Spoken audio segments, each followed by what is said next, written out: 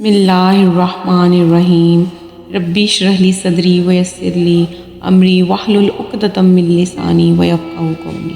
محترم ناظرین، السلام علیکم۔ یہ درد بھرا واقعہ سن کر آپ کی آنکھوں میں بھی آنسو آ جائیں گے۔ ایک بار بی بی فاطمہ گھر کے تمام کام کر کے چکی پیس رہی تھی اور رو رہی تھی۔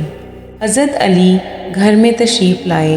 کیا دیکھتے ہیں کہ گھر کے سارے کام ہو چکے ہیں اور فاطمہ چکی پیس رہی ہیں اور ساتھ میں رو رہی ہیں۔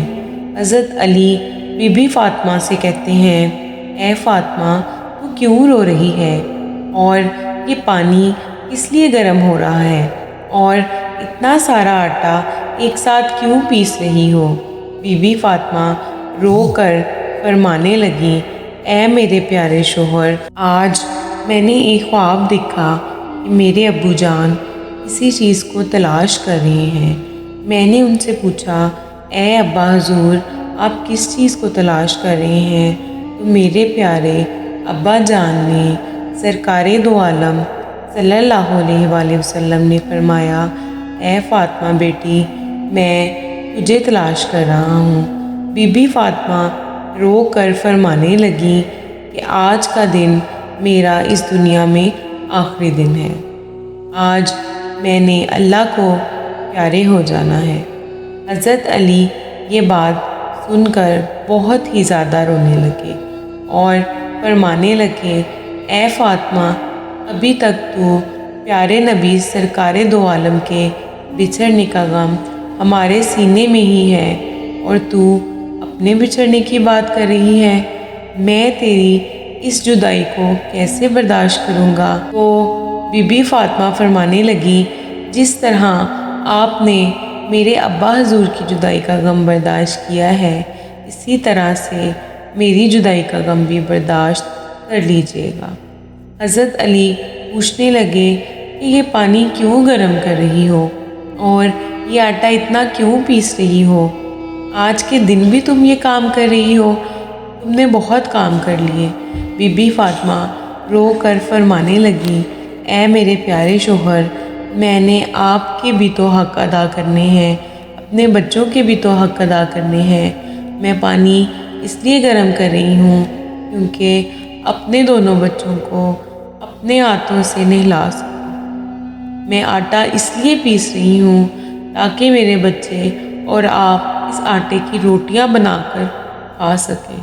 میں آپ لوگوں کے کپڑے دھو چکی ہوں تاکہ آپ لوگوں کو دھلے ہوئے کپڑے مل جائیں اور آپ پہن سکیں۔ میرے بعد میرے بچوں کو کون آٹا گوندھ کر پیس کر کھلائے گا؟ یہ کہہ کر بی بی فاطمہ بہت ہی زیادہ رونے لگی اور ساتھ میں حضرت علی بھی رونے لگے۔ حضرت علی بی بی فاطمہ کو سمجھا کر وہاں سے اٹھا لیتے ہیں اور کہتے ہیں کہ یہ کام مت کرو۔ تبھی بی بی فاطمہ کی طبیعت خراب ہونے لگتی ہے، انہیں تیز بخار ہونا شروع ہو جاتا ہے۔ حضرت علی رو رہے ہیں، بی بی فاطمہ رو رہی ہیں اور اتنے میں ہی گھر میں امام حسن اور امام حسین تشریف لے آتے ہیں۔ وہ دونوں اپنے ماں باپ کو روتے ہوئے دیکھتے ہیں تو اپنی ماں کے سینے سے لگ جاتے ہیں۔ ذرا سوچئے، وہ کیسا عالم ہوگا، وہ کیسا منظر ہوگا جب ماں کو پتہ چل جائے کہ آج میں نے اس دنیا سے رخصت ہو جانا ہے اور میرے بچوں کا کیا بنے گا؟ میرے بچوں کو کون کھانا کھلائے گا؟ میرے بچوں کو کون سلائے گا؟ اس ماں کے دل پر کیا گزرتی ہوگی؟ حضرت علی بہت ہی زیادہ رونے لگے اور حضرت بی بی فاطمہ بھی بہت رونے لگی اور اپنے ماں باپ کو دیکھ کر حضرت امام حسن اور حضرت امام حسین بھی رونے لگے اور پوچھنے لگے، اے بابا جان، آپ کیوں رو رہے ہیں؟ حضرت علی خاموش رہے۔ پھر بی بی فاطمہ سے پوچھنے لگے، اے امی حضور، آپ کیوں رو رہی ہیں؟ تو بی بی فاطمہ نے فرمایا کہ تم دونوں اپنے نانا جان کی قبر پر چلے جاؤ۔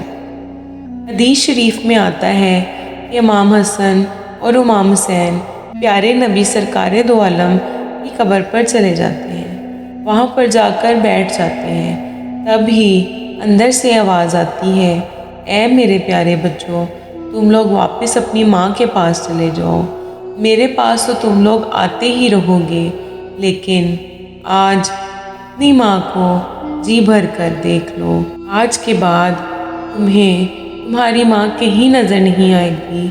جب یہ بات حسن اور حسین کے کانوں میں پڑتی ہے تو وہ دوڑتے ہوئے گھر چلے جاتے ہیں اور اپنی ماں کے سینے کے ساتھ لگ کر خوب روتے ہیں۔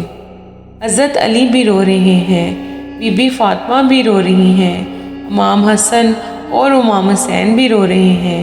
اتنے میں بی بی فاطمہ کی طبیعت اور بھی خراب ہونے لگتی ہے تو حضرت علی کو اپنے پاس بٹھا کر ان سے 3 باتیں کہتی ہیں۔ پہلی بات یہ کہتی ہیں کہ میں نے آپ کے ساتھ کوئی بھی کوتاہی کی ہو، آپ کی خدمت میں کوئی بھی کوتاہی کی ہو، آپ کی نافرمانی کی ہو یا آپ کا کوئی حکم نہ مانا ہو تو مجھے معاف کر دیجیے گا۔ حضرت علی رو کر کہتے ہیں، اے فاطمہ، تو نبی کی بیٹی ہے، تو نے اپنا حق پوری طرح سے ادا کیا ہے، میں تجھ پر ہمیشہ خوش ہوں، مجھے تجھ سے کوئی گلہ نہیں ہے۔ بی بی فاطمہ دوسری بات یہ کہتی ہیں، اے میرے پیارے شوہر، جب میں اس دنیا سے وفات پا جاؤں، آپ نے دوسری شادی کرنی ہو تو کر لیجئے گا، میرے بعد میرے بچوں کو میرے جتنا پیار بھی دیجئے، اتنا پیار بھی دیجئے گا کہ ان کو ماں کی کمی محسوس نہ ہو۔ اور بی بی فاطمہ نے تیسری بات یہ کی کہ جب میں اس دنیا سے وفات پا جاؤں تو آپ میرے جنازے میں کسی کو بھی نہ بلائیے گا۔ یہ بات سن کر حضرت علی حیران ہو جاتے ہیں اور کہتے ہیں، اے فاطمہ، تو نبی کی بیٹی ہے، میں تیرے جنازے میں کسی کو کیوں نہ بلاؤں؟ تو بی بی فاطمہ فرماتی ہیں کہ میں نے آج تک اپنے آپ کو پردے میں رکھا، مجھ پر کسی غیر مرد کی نظر نہیں پڑی، میں چاہتی ہوں کہ میرے مرنے کے بعد بھی مجھ پر کسی کی نظر نہ پڑے۔ جب شام ہو جائے، اندھیرا ہو جائے، آپ مجھے تب دفن کیجیے گا۔ یہ باتیں سن کر حضرت علی بہت رو رہے ہیں، بی بی فاطمہ بہت رو رہی ہیں، حضرت امام حسن اور حسین بہت رو رہے ہیں۔ ذرا سوچئے وہ کیسا منظر ہوگا جب ماں رخصت ہو رہی ہے ہمیشہ کے لیے اس دنیا سے، اور اس کے بچے اس کے پاس بیٹھ کر رو رہے ہیں۔ یہ الفاظ کہہ کر بی بی فاطمہ ایک بات اور کہتی ہیں کہ میں نے آج روزہ رکھا تھا، میرے ابو جان نے میرے خواب میں آ کر مجھے یہ کہا، اے فاطمہ، تو سحری کر علی کے دسترخوان میں اور افطاری کرنا میرے ساتھ، اپنے پیارے ابو جان کے ساتھ۔ یہ باتیں کہہ کر بی بی فاطمہ اللہ کو پیاری ہو جاتی ہیں۔ بی بی فاطمہ کو کفن پہنایا جاتا ہے، ان کا جنازہ اٹھایا جاتا ہے۔ روایت میں آتا ہے کہ جب بی بی فاطمہ کا جنازہ اٹھایا جاتا ہے تو ایک طرف حضرت علی کاندھا دیتے ہیں، دوسری طرف حضرت امام حسن کاندھا دیتے ہیں، اور تب ہی وہاں پر ایک صحابی پہنچ جاتے ہیں جن کا نام حضرت ابو ذر غفاری ہوتا ہے۔ تب ہی حضرت علی ان سے فرماتے ہیں کہ آج نبی کی لاڈلی بیٹی کا انتقال ہو گیا ہے، ایک طرف سے تم کاندھا دے دو۔ اس طرح یہ جنازہ اٹھایا جاتا ہے۔ روایت میں آتا ہے کہ وہ دونوں معصوم بچے امام حسن اور امام حسین رو رہے ہیں، حضرت علی رو رہے ہیں، حضرت ابو ذر غفاری رو رہے ہیں، اور جنازہ قبر کے پاس رکھا جاتا ہے، قبر کھودی جاتی ہے۔ حضرت علی اس قبر کو دیکھتے ہیں جس قبر میں بی بی فاطمہ کو رکھنا ہوتا ہے۔